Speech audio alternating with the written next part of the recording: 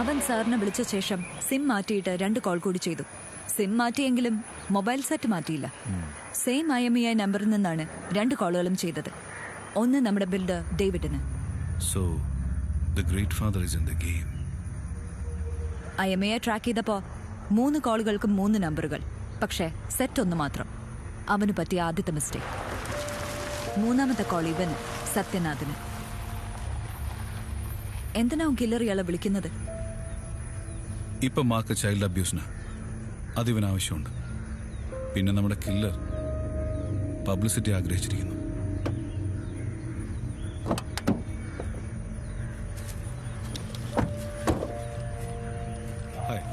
പോലീസല്ലേ? എനിക്കറിയാം. എന്തിനാ സത്യനാഥ് നിന്നെ വിളിക്കുന്നത്? ആര്? എപ്പോ? ലാറ്റിറ്റ്യൂഡും ലോഞ്ചിറ്റ്യൂഡും ഒക്കെ വെച്ച് ഒഫീഷ്യലി പറയുകയാണെങ്കിൽ 7 ദിവസം മുൻപ് തിങ്കളാഴ്ച നീ ടൗണിലെ സ്ഥിരമായി പോവാറുള്ള ബിവറേജിന് മുന്നിൽ വെച്ച് കൃത്യം 3:05 വന്ന കോൾ ആരുടേതായിരുന്നു? നിങ്ങൾ ആള് കൊള്ളാലോ, കണ്ടുപിടിച്ച് കളഞ്ഞ്. പക്ഷെ പറയാൻ എനിക്ക് മനസ്സില്ല. അത് ഞങ്ങളുടെ പത്രക്കാരുടെ അഹങ്കാരമായിട്ട് കരുതിയാൽ മതി. പിന്നെ രഹസ്യ പോലീസാണെന്നുള്ള അഹംഭാവവും ഉരുട്ടിക്കയറ്റി മസിലും കാണിച്ച് സത്യനാഥനെ പേടിപ്പിക്കാനാണ് ഉദ്ദേശമെങ്കിൽ ഞാൻ രാത്രി മുള്ളാൻ പോകുമ്പോ ഒന്ന് പേടിക്കാൻ നോക്കാം.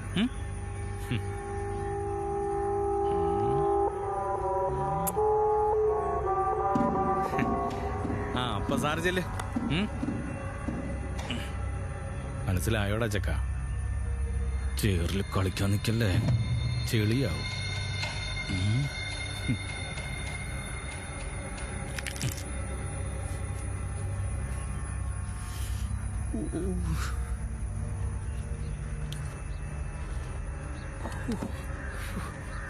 സർവലൻസിന് ഒരാളെ എവിടെട്ടേക്ക് ഇവന് ഇരുട്ടടി ഡിപ്പാർട്ട്മെന്റ് പേര് ഉപയോഗിക്കാതെ കൊടുക്കും.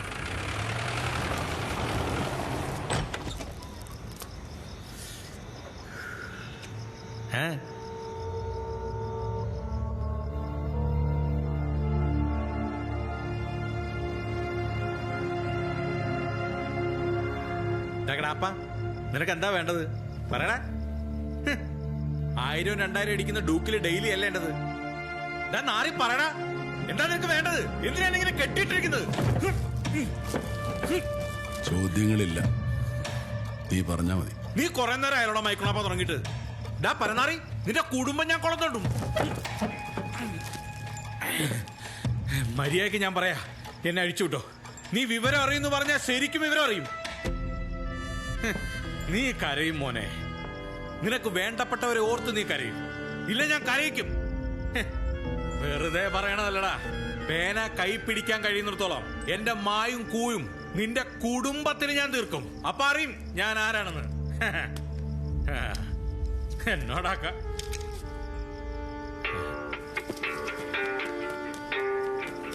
അയ്യോ അയ്യോ അയ്യോ അയ്യോ, എന്തത്? എന്താ കാണിക്കുന്നത്? അയ്യോ, കൊള്ളാൻ പോണോ? അയ്യോ, ഞാൻ വെറുതെ പറഞ്ഞതാ. എന്നൊന്നും ചെയ്യരുത്.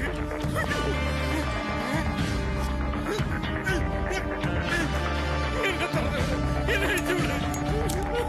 അയ്യോ, വേണ്ട വേണ്ട. ഞാൻ പറയാം. എന്നാ നീ പറ. സത്യം, എനിക്കറിയില്ലതാരാണെന്ന്. അയാളെ കുറിച്ച് എഴുതണമെന്ന് പറഞ്ഞ് എന്നെ വിളിച്ചത്. തിരിച്ചറിയാനുള്ളതൊന്നും അയാൾ തരാറില്ല.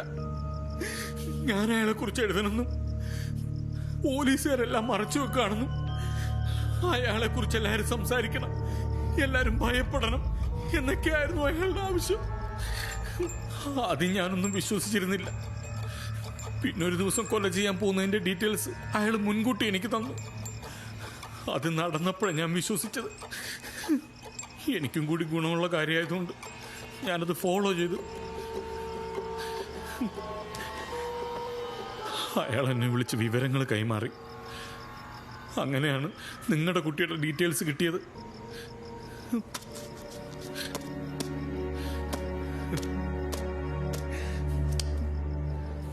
നിങ്ങളുടെ കുട്ടി രക്ഷപ്പെട്ടത് അയാൾക്ക് മോശമായി തോന്നിയിരുന്നു. അതുകൊണ്ട് കുട്ടിയെ കൊല്ലുമെന്ന് അയാൾ പറഞ്ഞു. അയാൾ ആരാന്നറിയാൻ വേണ്ടി ഞാൻ കുട്ടിയെ ഫോളോ ചെയ്തു.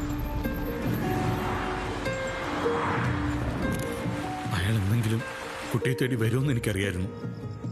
പക്ഷേ ഒരു ദിവസം അയാളുടെ കോൾ ട്രാക്ക് ചെയ്ത് പോലീസ് ഇവിടെ വന്നു. എന്തിനാ സത്യനാഥ് നിന്നെ അവൻ വിളിക്കുന്നത്? ആര്? അതിനുശേഷം പിടിക്കപ്പെടാൻ സാധ്യതയുള്ളതുകൊണ്ട് ഫോണിൽ എന്നോട് സംസാരിക്കരുതെന്ന് ഞാൻ അയാളോട് പറഞ്ഞു. ഒരു ദിവസം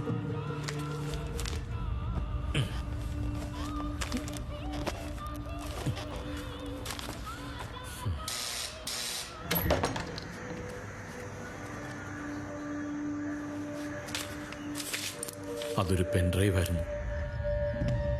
അതിൽ അയാളുടെ വോയിസ് റെക്കോർഡ് ചെയ്തിരുന്നു. എന്റെ സ്റ്റോറിക്ക് ആവശ്യമായ കാര്യങ്ങൾ റെക്കോർഡ് ചെയ്ത് തരികയായിരുന്നു. പീഡിപ്പിച്ചതിന്റെ, കൊലപ്പെടുത്തിയതിന്റെ വിവരങ്ങൾ അതിലുണ്ടായിരുന്നു.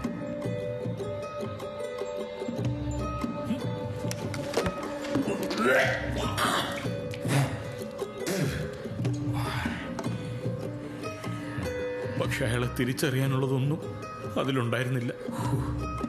അയാളെ ഒരു ആന്റി ഹീറോയെ സമൂഹത്തിൽ അവതരിപ്പിക്കണം, അതായിരുന്നു അയാളുടെ ആവശ്യം. എന്തുകൊണ്ട് നിന്നെ അയാൾ ഇതിന് തിരഞ്ഞെടുത്തു?